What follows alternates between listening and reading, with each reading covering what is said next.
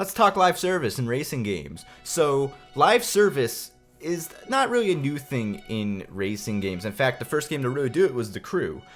You saw Wild Run and Calling All Units further expand upon The Crew and just kind of build it up and make it a great game. And The Crew is one of my favorite games of this last racing game generation because of it. And there's just like, you already had a great game as a base for The Crew 1, but then they kept adding on and making it better and better and better.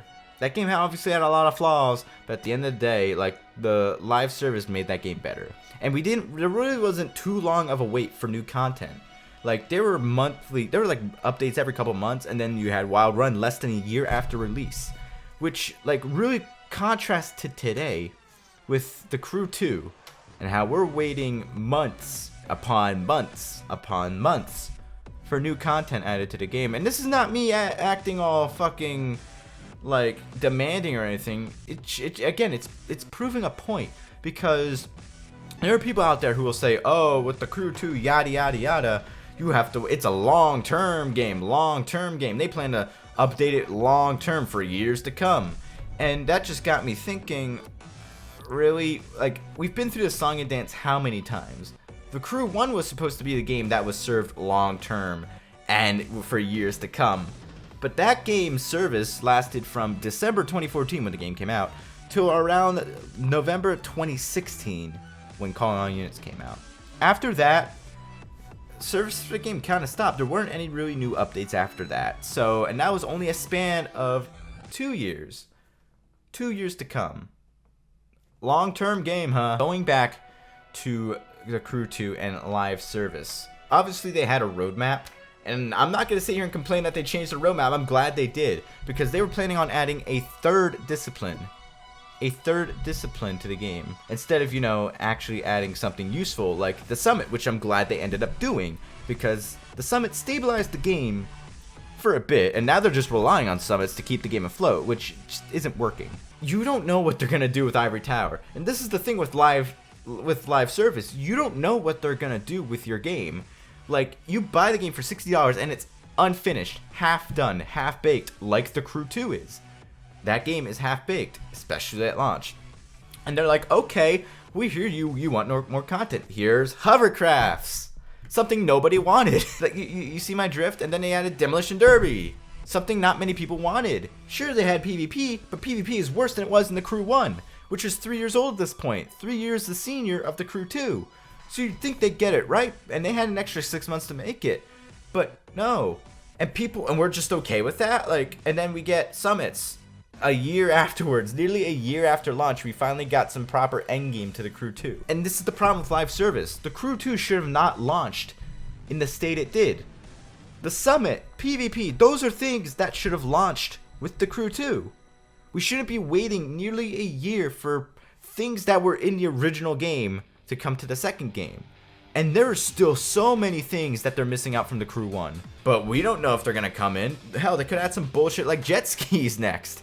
Like, that's the problem with live services. While it's cool that the game is supported for longer, it gives people the excuse of, okay, I just paid $60, but they promised more content coming down the road. And with games like The Crew 2 and The Crew 1's track record of only being supported for 2 years, if a game like The Crew 1, which is actually good, only gets supported for 2 years, I have no fucking doubt in my mind that The Crew 2 is not going to get supported for that long. Support is definitely going to drop before next gen hits. And this next update that they have, and the fact that it's months away after Hot Shots came out, 6 months ago nearly? If not 6 months ago. Let's see. September, August, July, June, May. Yep, 6 months. 6 months. Then that really does not give me encouragement. That does not bode well. And that leads me to believe that this whole live service thing never paid off for them.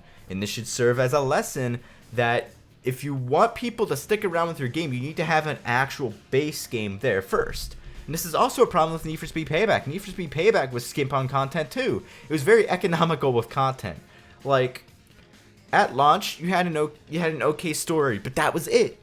And the whole game was just very skimp, lackluster. And the content updates that followed were pretty lackluster too. And they had this whole live service thing. Granted, you have the abandoned cars. Another shitty thing about live service leads me to this, and this also leads me to what is considered one of the best racing games of this generation, Forza Horizon 4. But I'm going back to abandoned cars for a second.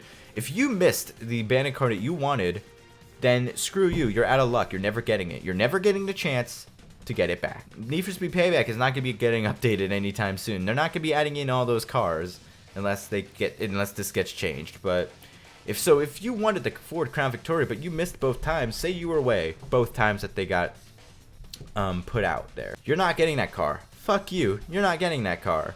And this is just so shitty. And this is my main problem with Forza Horizon 4. That's exactly what they're doing.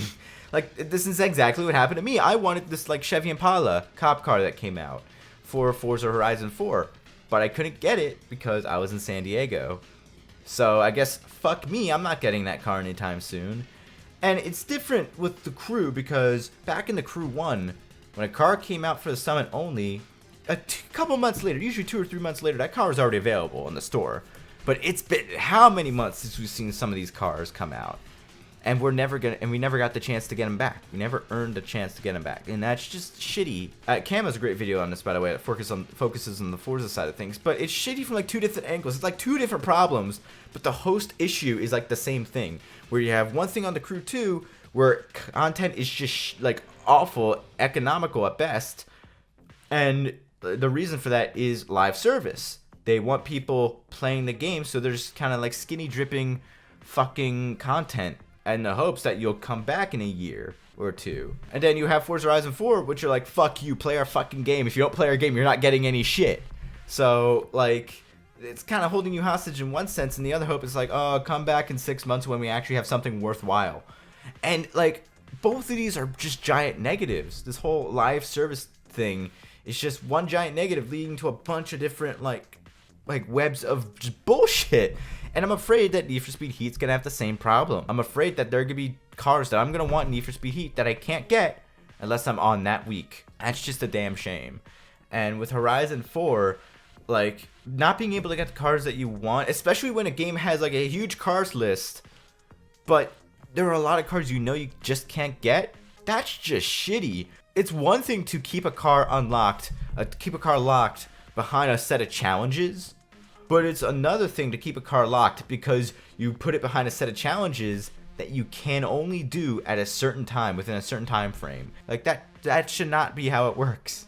So, I don't know. I'm done rambling. What are you guys' thoughts on this? This is something that really needs to be addressed, and I hope racing games of the future look at the Crew 2. Look how much of a shitty fucking mess it is. And go, yeah, I do not want to be that game. And I want to say the same for Horizon 4, but Horizon 4 has been critically received well. And the game's actually good.